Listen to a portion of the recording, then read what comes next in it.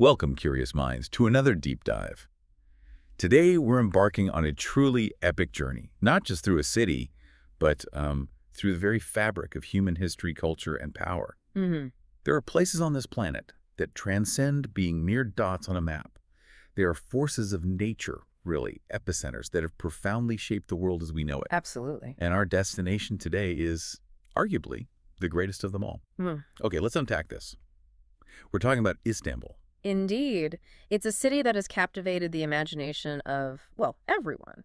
Conquerors, poets, philosophers, merchants, you name it. Right. Napoleon Bonaparte, no stranger to grand visions of global influence, once declared, if the earth were a single state, Istanbul would be its capital. Wow. And what's truly fascinating here is that this wasn't just like a conqueror's boast. It was a profound recognition of a deep geopolitical and cultural truth. For millennia, Istanbul has stood at the very center of the world's gravity, you could say. The coveted prize of empires, the place where continents, cultures, and faiths have continually converged and collided, creating something utterly unique.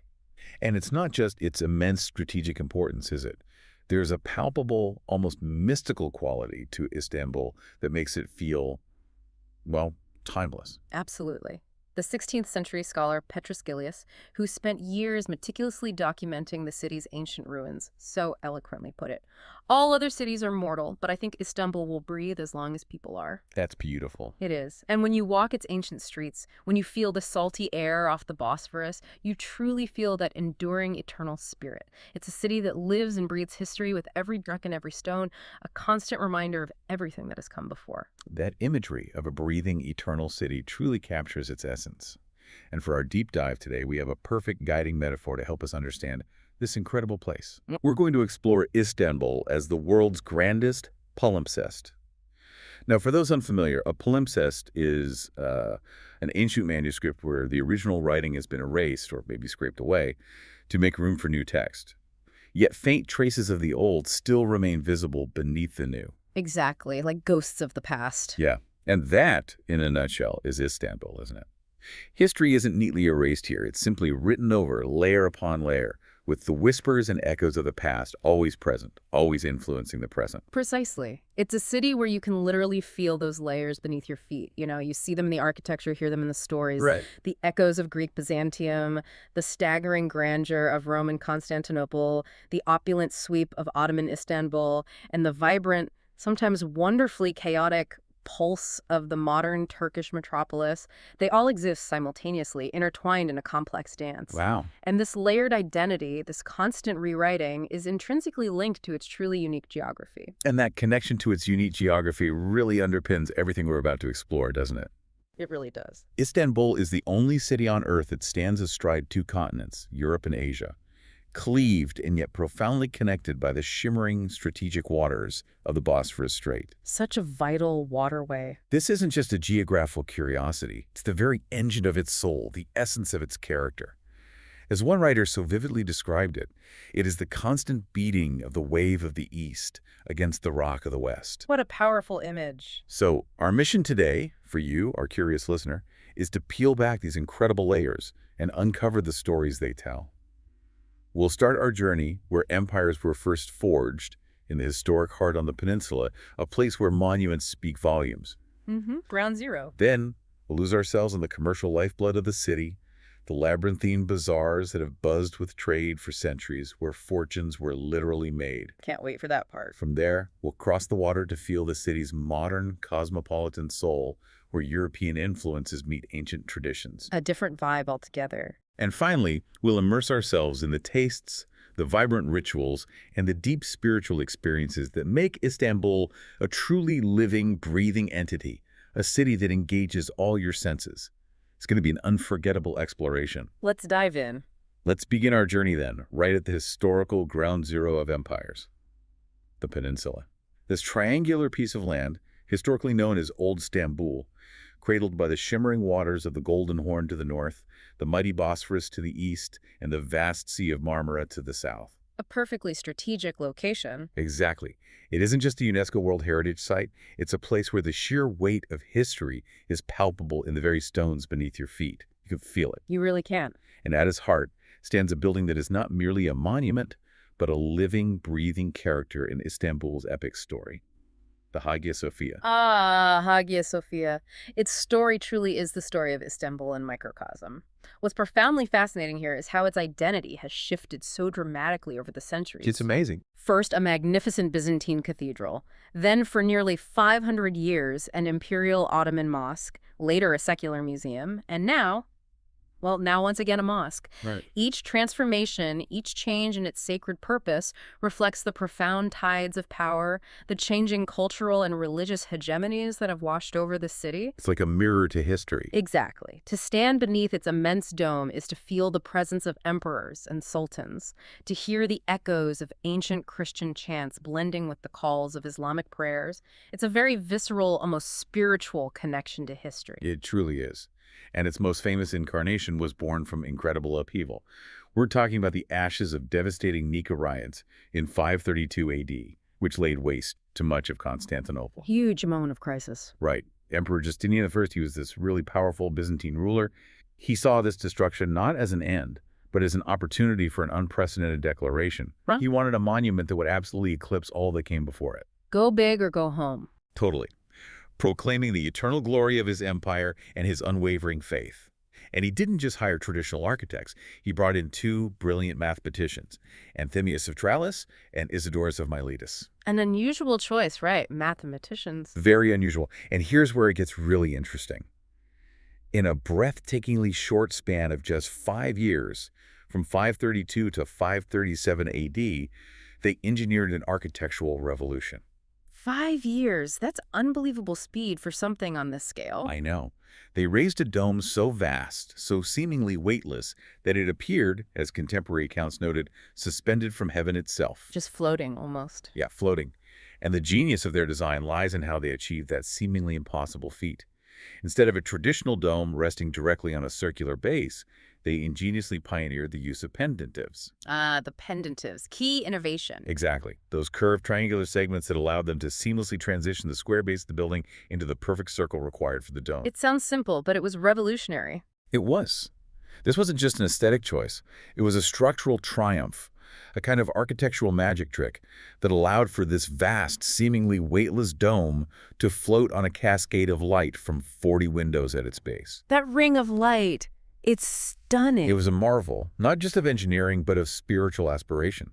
Its innovative design became the quintessential model for an entire family of Byzantine churches and influenced religious architecture for centuries. Its influence spread far and wide. It's said that upon its completion, Justinian walked into that shimmering, light-filled space and, in awe of his creation, declared, "Solomon, I have outdone thee."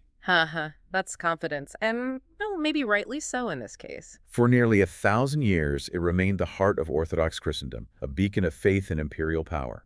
But as we know, in 1453, a new chapter was definitively written in the city's history. The conquest, a turning point. The Ottoman Sultan, Mehmed II, known as Mehmed the Conqueror, took the city after a long siege. One of his first and most symbolic acts was to ride his horse to the great church and claim it for Islam. A powerful statement of change. This wasn't an act of wanton destruction, which is often a misconception, but a profound symbolic transformation. The existing Christian mosaics, many of which had already been covered during the iconoclastic controversies, Right, that's an important detail. were respectfully plastered over or obscured, not immediately destroyed. 4 towering, slender minarets were subsequently added over the years, forever altering not just the building's profile, but the city's entire skyline, announcing the new dominant faith. A completely new silhouette for the city. Hagia Sophia, the great church, became Hagia Sophia, the imperial mosque. And its revolutionary design, that vast central dome supported by semi-domes, went on to profoundly inspire the great mosques of the Ottoman Empire. Ah, right. It became a model. Absolutely. It influenced generations of architects, most notably the legendary Mimar Sinan. His masterpieces, such as the Suleimani Mosque and later the Blue Mosque, which would one day rise directly to face Hagia Sophia across the square, all drew heavily on its spatial grandeur and structural innovations. So it wasn't just conquered, it was learned from. Exactly. It became the blueprint for a new architectural language, one that blended Byzantine majesty with Islamic aesthetics. And the story doesn't stop there.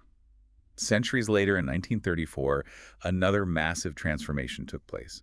Mustafa Kemal Ataturk, the visionary founder of the modern secular Turkish Republic, secularized the building, converting it into a museum. A huge shift again. This is a deliberate and incredibly powerful statement, an attempt to position this monument as a shared heritage of human civilization, a bridge between faiths and empires, truly reflecting the ethos of his new Western-thinking republic, Trying to forge a new identity. which sought to establish a modern identity separate from the Ottoman past. Then, in our own time, in 2020, the story turned yet another page, as it was converted back into a functioning mosque, igniting a fresh wave of global discussion. Yeah, that was quite controversial internationally. Very much so. If we connect this to the bigger picture, the shifting status of this singular building reveals a profound truth about the city itself. Its identity has consistently served as a barometer for the dominant political and cultural ideology of whatever power held Istanbul at the time. So its status tells you who's in charge, basically. In a way, yes. Its construction was a clear statement of Byzantine Christian supremacy. Its conversion to a mosque was the definitive symbol of Islamic conquest. Ataturk's secularization was a cornerstone of modern Turkish identity, appealing to universal values. And now? And its recent reconversion signals a re-emphasis on a particular strand of national and religious identity in contemporary Turkey, resonating with a segment of the population.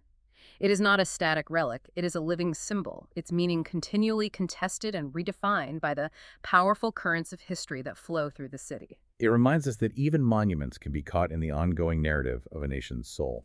It's truly remarkable how one building can tell such a comprehensive story of an entire civilization.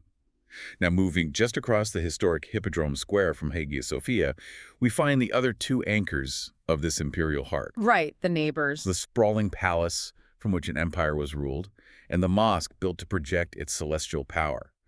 We're talking about Topkapi Palace and the Sultan Ahmed Mosque, better known as the Blue Mosque. Two giants of Ottoman power. Topkapi Palace was the heart of the Ottoman Empire for a staggering 400 years, from the 15th to the 19th century. It's important to understand it's not a single monolithic building like, Versailles or something. No, it's very different, much more organic. Instead, it's a sprawling, complex, a city within a city, really, of courtyards, elegant pavilions, vast kitchens, administrative offices, barracks for guards, and lush gardens.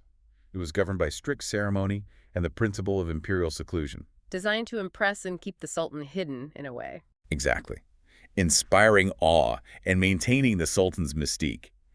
As you pass through its successive, increasingly ornate gates, you literally move deeper into the Sultan's world, from the public first court. Where anyone could enter, pretty much. Right. Through the administrative second court, where the imperial council met, The divan. and foreign dignitaries were received, and finally into the private sanctum of the third court, housing the Sultan's private apartments and the imperial treasury. Getting progressively more exclusive. Definitely. And within this private sanctum, we find the most mythologized and often misunderstood part of the palace, the harem. Ah, yes, the harem. Lots of stories there. Indeed. The word itself literally means forbidden or private, referring to the private family quarters, which were off limits to most men. It's crucial to dispel the Orientalist fantasies of pure debauchery that have often surrounded it. Right, the old stereotypes. Exactly. The harem was actually the imperial family's living space, a highly structured and hierarchical society, a world of its own, governed with absolute authority by the Sultan's mother, the Valida Sultan. The Queen Mother, essentially. Very powerful figure. It housed hundreds of women, the Valida Sultan, the Sultan's wives and concubines, his children and their servants. It was a place of intense political intrigue where women, particularly the mothers of potential heirs, could wield immense, if indirect, power. So it wasn't just about luxury, it was about power dynamics. Absolutely. Concubines, often brought from various parts of the empire, were not merely decorative, they were meticulously schooled in Turkish culture, Islam, music, the arts, often vying for the Sultan's favor to ensure their sons would become heirs. A competitive environment, to say the least. Very. It represented a fascinating contrast. A world of both opulent beauty, you see it in the exquisite Iznik tiles and gilded decorations, and for many, tragic confinement within its elaborate walls. Beauty and confinement. You can walk what's known as the Golden Road, where the Sultan would reportedly toss gold coins to his favored concubines. But you can also see the windows of the cafes, or cage. The cage. What was that? A set of richly decorated but essentially imprisoning rooms where the brothers and sons of the reigning sultan were often confined, sometimes for decades, to prevent any challenges to the throne. Wow, that's dark. It's a stark reminder of the harsh, often brutal realities of imperial power. A truly complex place, then, challenging those popular misconceptions. And then, directly across the square, a vision of celestial harmony rises. The Sultan Ahmed Mosque, known worldwide and lovingly as the Blue Mosque. Oh, the Blue Mosque. Stunning. Built between 1609 and 1616 by Sultan Ahmed I, who was only 19 when he commissioned it. So young, yet so ambitious. Right. It was a deliberate and incredibly ambitious attempt to rival and even surpass the grandeur and spiritual weight of the Hagia Sophia itself. Taking on the giant next door. Its architect, Sedefkar Mehmed Aha, a pupil of Mimar Sinan, achieved this breathtaking effect with a cascade of domes and semi-domes that seemed to flow down gracefully from the Great Central Dome. Creates this incredible sense of space inside. Yeah, fluidity and expansive space. Uniquely, it was built with 6 slender, pencil-like minarets. The 6 minarets! That caused a stir, didn't it? It did. A feature that actually caused quite a controversy at the time because, traditionally, only the Grand Mosque in Mecca, the holiest site in Islam, had 6. So it was seen as potentially disrespectful. Well, the story goes Sultan Ahmed either misunderstood the order or maybe just desired his mosque to be unparalleled. They eventually added a 7th minaret to Mecca to sort it out. Ah, okay. A diplomatic solution. But its name, the Blue Mosque, comes from within. Step inside, and you are enveloped in an ethereal blue light, a soft, captivating glow emanating from over 20,000 exquisite, hand-painted Iznik ceramic tiles. The Iznik tiles are just breathtaking. They adorn the interior walls, depicting intricate floral motifs like stylized tulips, carnations, roses, and cypress trees in a symphony of blues, greens, and whites. It's absolutely stunning, truly an artistic and architectural masterpiece. And what's important to remember is that this isn't merely a museum piece. This is an active, vibrant place of worship. All right, people pray here every day. So a visit here offers you a unique chance to participate in the living, breathing culture of the city, to observe faith in action. But of course, with that opportunity comes a need for respectful engagement. Absolutely. So what are the key things our listeners should be mindful of when they visit an active mosque like this? It's crucial to be respectful of the sacred space. It's fairly straightforward and universally appreciated. First, dress modestly. This means ensuring your shoulders and knees are covered. Okay. For women, bringing a scarf to cover the head is also necessary, though often these are provided at the entrance if you don't have one. Good to know. And in a gesture of humility and cleanliness, you'll always remove your shoes before entering the prayer hall, placing them in designated cubbies. Right. Standard practice. Beyond that, simply being aware of the 5 daily prayer times is key. During these times, the mosque is closed to visitors, though its beauty can still be admired from the spacious courtyard. Okay, so check the prayer times. These simple acts of respectful engagement connect you directly to a tradition of reverence that has filled this space for over 4 centuries, allowing you to witness and even partake in a continuous spiritual practice. From the imperial grandeur above ground, the vast domes and minarets that define the skyline, we're now going to signal a shift. A descent into a different world entirely. A cool, dark, and mysterious space hidden beneath the very city streets. Ooh, intriguing. This is the Basilica Cistern, known in Turkish as Yerebatan Sarnetçe, or the Sunken Palace. Sunken Palace, great name. Isn't it? Built in the 6th century, around the same time as Hagia Sophia, this vast underground reservoir was designed to store water for the great palace of the Byzantine emperors.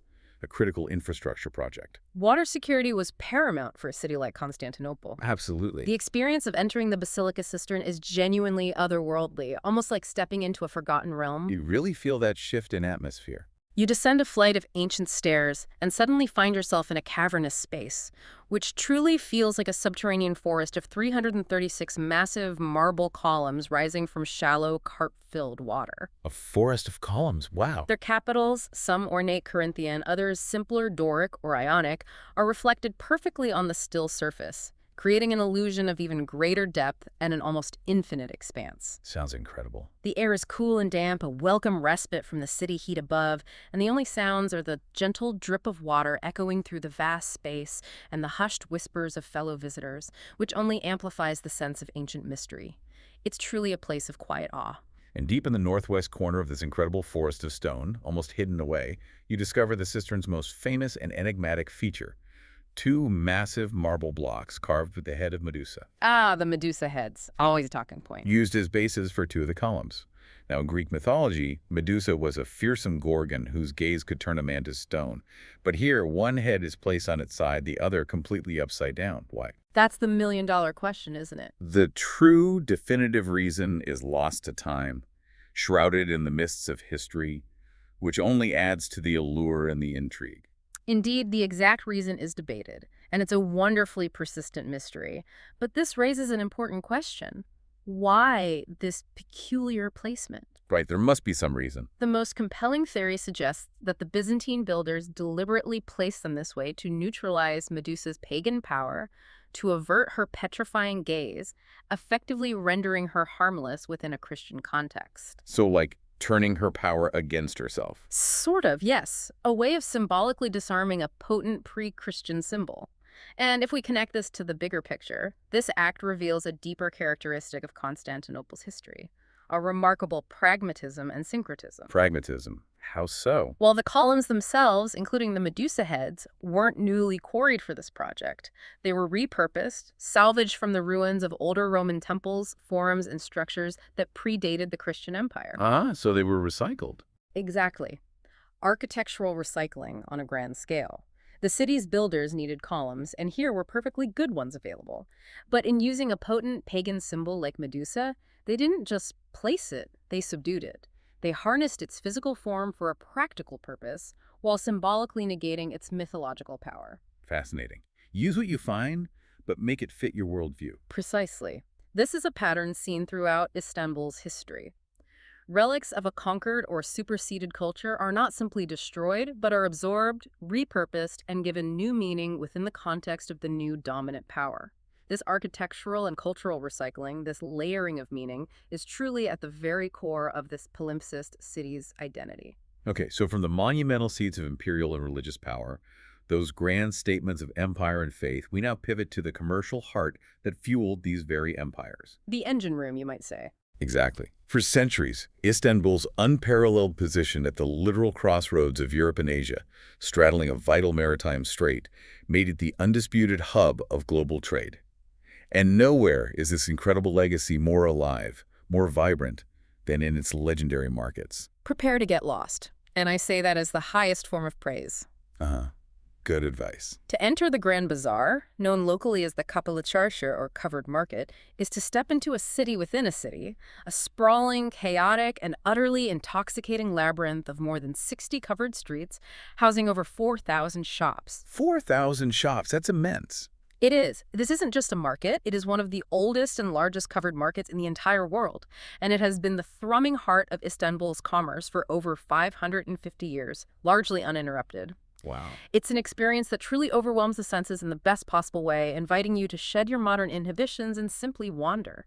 It's an incredible thought that this place has been buzzing with life and trade for half a millennium. Its story begins, like so much of Ottoman Istanbul, with Mehmed the Conqueror. Back to Mehmed again. He was busy. He really was. Shortly after his conquest in 1453, he understood the vital role of trade. He commissioned the construction of the market's core, the Sivahir Bedestin, a fortified vault-like hall specifically designed for trading the most valuable goods like jewels, precious metals, and silks. Kind of like a high-security zone within the market. Exactly, providing security against theft and fire. And here's a fascinating detail that connects it back to our earlier discussion. Its revenues were explicitly designated to support the upkeep and operations of the newly converted Hagia Sophia Mosque. Ah, so the market paid for the mosque's upkeep. Clever. From this secure heart, the bazaar grew organically over the centuries. More streets were covered, specialized workshops were added, and great khans, or caravanserais, were built around its periphery. The khans, like ancient motels for merchants, right? Pretty much. Multi-story travelers' inns, combined with secure warehouses, providing lodging for traveling merchants and their animals, facilitating both trade and vital social interaction. It became the definitive terminus of the Silk Road, the hub of Mediterranean and Asian trade. Imagine the mix of people and goods here. A place where fortunes were quite literally made and goods from 3 continents Silks from China, spices from India, carpets from Persia, coffee from Yemen, textiles from Europe changed hands daily.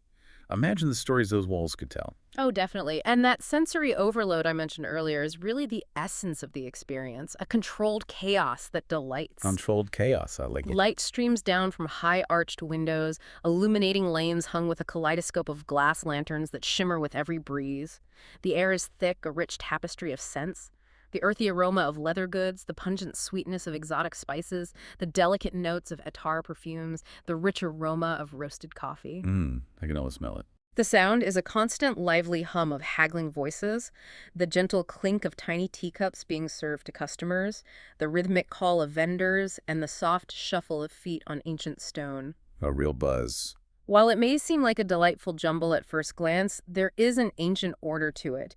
Even today, you can find entire sections or streets dedicated to a single craft or type of goods, much as they were centuries ago. So, like a street just for carpets or just for gold? Exactly. Kalpakslar Kadesi for jewelers in gold, Saflar Kadesi for carpet sellers with their magnificent textiles, Terzlar Kadesi for tailors, and Perdesilar Kadesi for leather goods. Amazing organization within the chaos. To wander here is to walk through a living museum of commerce, a place where the traditions of the Ottoman guilds and the spirit of ancient trade still echo in the very layout of the streets, demonstrating a remarkable continuity. If the Grand Bazaar is a sprawling city of goods, then the Spice Bazaar is a more focused and arguably even more intense sensory experience. Oh, definitely more intense on the nose. Known as the Masa Çarşısı, or Egyptian Bazaar, its distinctive L-shaped halls are an absolute explosion of color and aroma that hits you the moment you step inside. It's truly a symphony for the senses, particularly your nose. Its origins are equally fascinating and tied directly to the city's imperial and religious infrastructure. It was constructed in the 1660s as part of the complex of the adjacent new mosque. Connected to a mosque complex again. Yes, a common practice. Crucially, its construction and ongoing upkeep were funded by taxes levied on goods imported specifically from Ottoman-controlled Egypt, hence its evocative name, the Egyptian Bazaar. Makes sense. That's why it's called that. For centuries, this was the undisputed final stop for the camel caravans that plied the Silk Road, their precious cargo of spices, herbs, and medicinal plants from the east finding its way to the kitchens, apothecaries, and homes of Europe from this very spot. The end of the line for the Silk Road caravans. Wow. It was a vital conduit for global trade and a cornerstone of the city's economy. And the contents are just as vibrant as its history. Inside, you are greeted by perfectly formed, vibrant pyramids of spices. Deep red pul biber. The chili flakes, essential Turkish ingredient. Earthy sumac with its lemony tang, golden turmeric, and highly prized saffron threads. Stalls are heaped with every imaginable dried, fruit-succulent apricots from Malatya, plump figs, and sweet dates, and an endless variety of nuts. Pistachios, hazelnuts, almonds, everything. You'll find exotic herbal teas made from delicate rosebuds and fragrant jasmine, purported to have various health benefits. And everywhere as you pass, you'll be offered a taste of lokum or Turkish delight. Oh, the lokum. Dangerous stuff. In a dizzying array of flavors, from pistachio to pomegranate, rose to lemon. It's a feast for the eyes, the nose, and the palate, in almost overwhelming abundance. What's truly fascinating here, beyond the sheer visual spectacle, is that the vendors are truly masters of their craft. A key part of the experience is to engage with them. Right. It's not just about buying things. Exactly. They often offer you small samples, inviting you to taste, to smell, and to learn about the origins and uses of their wares, sharing stories passed down through generations. So you get a little lesson with your purchase. It's an interactive, educational, and deeply enjoyable experience that adds so much to the understanding of the city's commercial heritage, transforming a simple purchase into a cultural exchange. These bazaars, both the Grand and the Spice, are far more than just tourist attractions, and that's an important point that often gets overlooked. Absolutely. They're living history. They are living institutions that embody the continuity of Istanbul's commercial soul. Their very structure, the secure bedestins, the Hans, the guild-based organization of streets, is literally the physical architecture of the Ottoman economic system, refined over centuries. This system made visible. And while the clientele may have shifted, and the goods themselves has certainly evolved over time, the fundamental rituals of trade, craftsmanship, and social interaction persist. Like haggling. Yeah, that friendly act of haggling over a carpet or a piece of jewelry, The specialized knowledge of a spice merchant about the origins of his saffron, the role of the bazaar as a social hub where business is conducted over a shared glass of tea. These are direct, unbroken lines connecting a modern visitor to a commercial tradition stretching back more than half a millennium. It's incredible, that continuity. They are not static museums. They are dynamic, evolving testaments to Istanbul's enduring role as a global marketplace, a core part of its palimpsest identity. Okay, so leaving the ancient peninsula behind, that historic heart where empires rose and fell, we now cross the Golden Horn. And in doing so, we step into a truly different Istanbul. A different world, almost. This is the city of the 19th and 20th centuries, the cosmopolitan face of a declining Ottoman Empire and a rising Turkish Republic, a place where European influences are worn openly and proudly, often blending in unexpected ways with the old. The journey across the Galata Bridge itself is a spectacle that immediately sets the stage for this new chapter. Oh yeah, the bridge is an experience in itself. Fishermen line its railings, casting their lines into the waters below, hoping for a catch, while underneath them on the lower deck, bustling restaurants serve the day's fresh fish. The smell of grilled fish. Creates a vibrant scene. What's truly fascinating here is the stark visual contrast that unfolds before your eyes. On one side, you have the timeless domes and minarets of the old city. The view we've just been talking about. And on the other, the confident, more European silhouette of the iconic Galata Tower and the rising hills of Beyoğlu, dotted with elegant buildings. It's more than just a geographical divide. It's a historical and cultural one that you literally sail or walk over. A tangible transition between eras. Exactly. And then you arrive in Beyoğlu, the district once known as Pera, which became a thriving European quarter during the late Ottoman period. Its main artery, Istiklal Caddesi, or Independence Avenue. Formerly the Grandeur de Pera. Right? The Grand Street of Pera, a true cultural melting pot. A walk down this bustling pedestrian thoroughfare is a walk through the city's more recent past, a vibrant testament to its cosmopolitan identity. It's always buzzing with energy. A historic red tram clangs its way charmingly through the crowds, a symbol of continuity, passing magnificent 19th century buildings that once housed the grand embassies of European powers, opulent department stores, and fashionable hotels. Real architectural gems. Here you'll find ornate passages, or passage, like the stunning Çiçek Passage, or the Flower Passage, with its beautiful architecture and lively restaurants, and grand churches, such as the impressive Venetian neo-Gothic St. Antoine of Padua. Beautiful building. This was the vibrant heart of the city's non-Muslim communities, Greeks, Armenians, Jews, and Levantines, and the buzzing center of its finance, culture, and thriving nightlife, distinct from the more traditional character of the old city. A very different feel from Sultanahmet. Completely. At the foot of the Beyoğlu Hill, lying directly after crossing the bridge, lies Karaköy. For decades, this was largely a gritty, workaday district of docks, hardware suppliers, and banks. Kind of industrial, right? Yeah, with a somewhat industrial edge. But in recent years, it has undergone a remarkable transformation. If we connect this to the bigger picture, it's a testament to powerful urban revitalization and adaptive reuse. It's become really trendy now, hasn't it? It really has.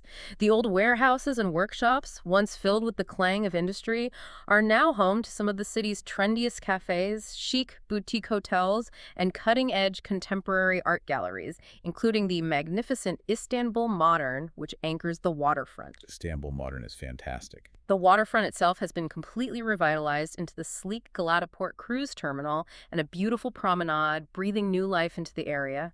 Yet, the past is never truly far. The layers again. Exactly. You can still find a traditional ship's chandler selling ropes and marine supplies, operating right next to a hipster coffee shop brewing artisanal lattes.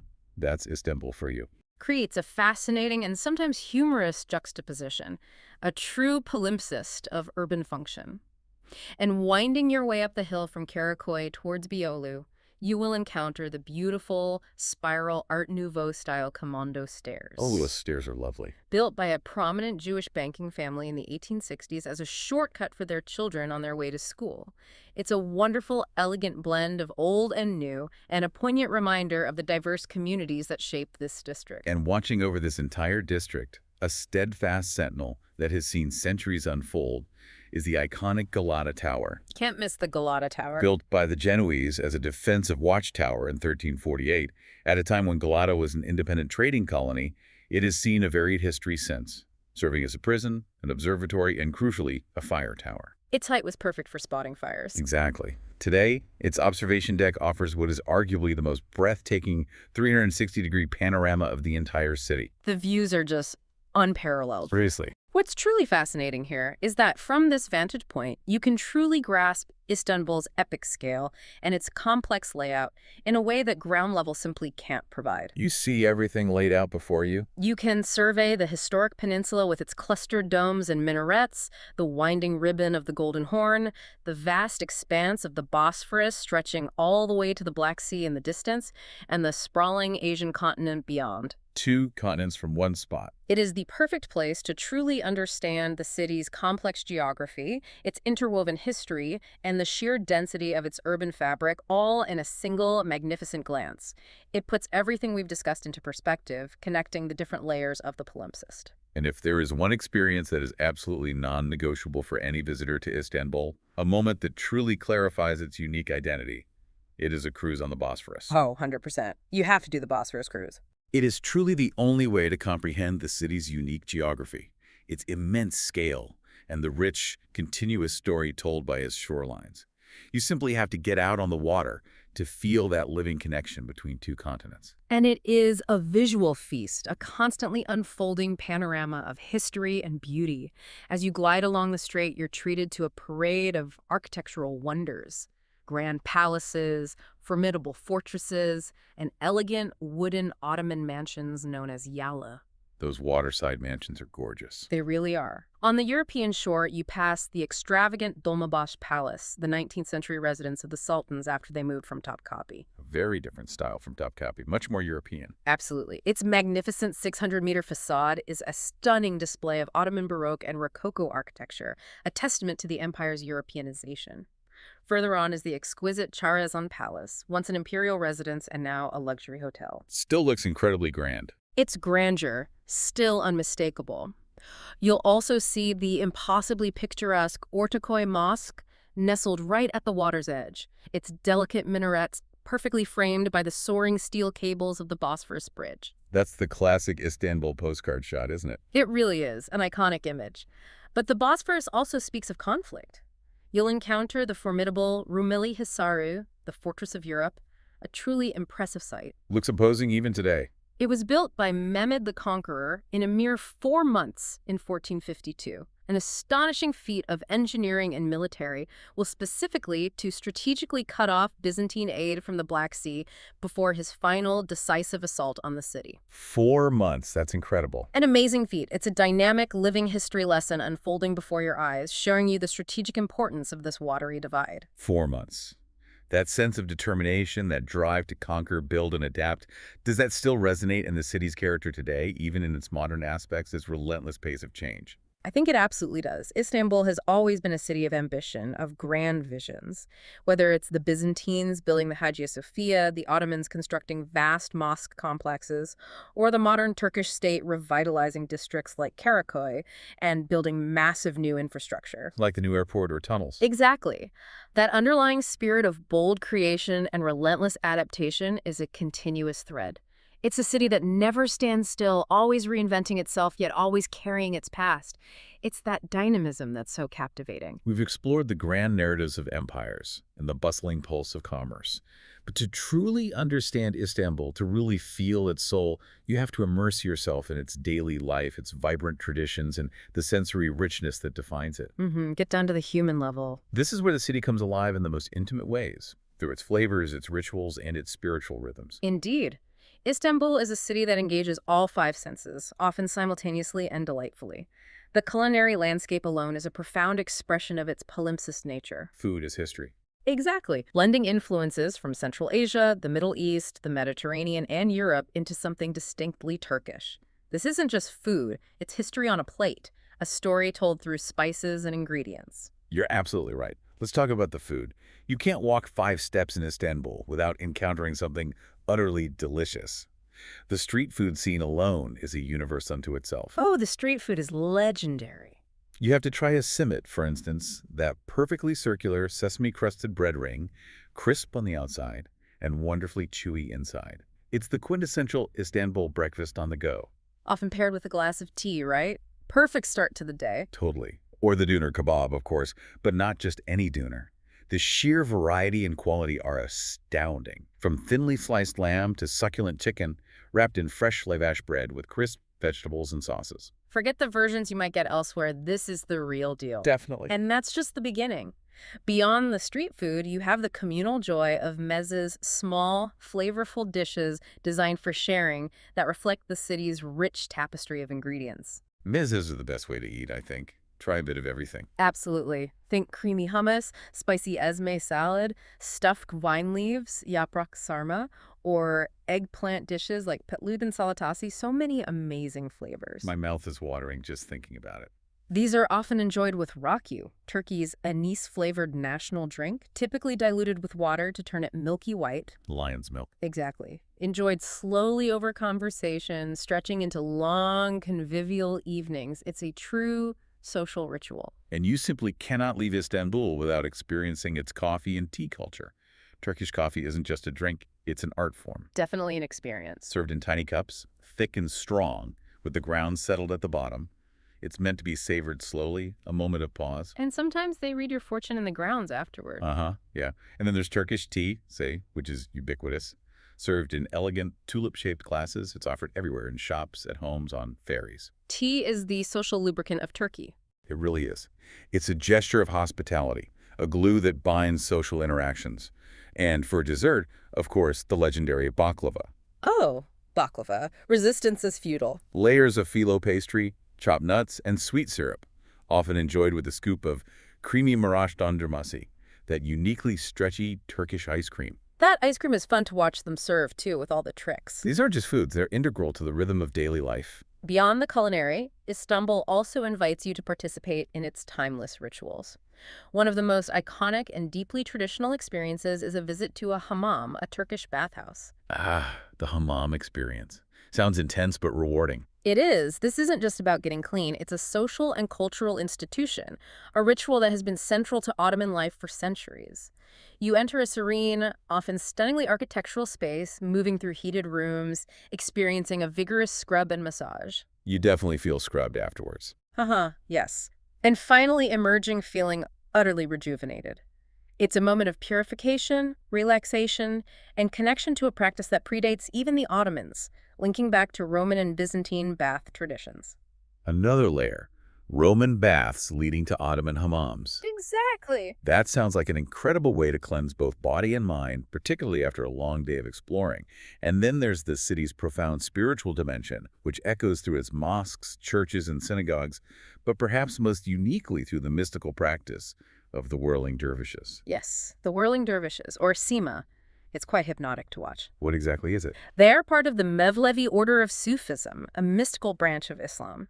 Their captivating meditative dance is a spiritual journey, a form of active meditation, where they turn continuously, arms outstretched, to shed their ego and connect with the divine. So it's a religious ceremony, not just a performance. Traditionally, yes. While historically rooted, it's also a living tradition. Seeing a Sima performance today isn't just a cultural show. It's an opportunity to witness a profound spiritual practice that has deep historical roots in Konya, but which resonated throughout the Ottoman Empire, including Istanbul. Okay. The movements, the music, the quiet intensity, it offers a rare glimpse into a different kind of spiritual devotion, an ancient rhythm that still beats in the city's heart. It's a powerful reminder that Istanbul is not just a place of earthly power and commerce, but also a crucible of deep spiritual seeking. It sounds like a truly captivating and almost hypnotic experience, a quiet counterpoint to the city's bustling energy. These tastes, these rituals, these spiritual expressions, they're not just background elements, are they? They're the very essence of what makes Istanbul a living, breathing entity. Precisely. They are the daily manifestations of that palimpsest we spoke of. The modern coffee culture is built on centuries of Ottoman traditions. The hammam experience connects back to Roman baths. Even the contemporary art and music scenes draw inspiration from the city's incredible history. It all connects. These elements are the human-scale layer of the palimpsest, showing how culture is continually reinterpreted and celebrated, making Istanbul not just a collection of historical sites, but a vibrant, deeply engaging place to be alive. #outro. And just like that, our deep dive into Istanbul comes to an end, for now at least. We've journeyed through the vastness of its history, walking in the footsteps of emperors and sultans, An incredible sweep of time. felt the pulse of its ancient commerce and labyrinthine bazaars, experienced the vibrant beat of its modern cosmopolitan life across the Golden Horn, and immersed ourselves in its rich tapestry of flavors, rituals, and spiritual rhythms. We covered a lot of ground. We really did.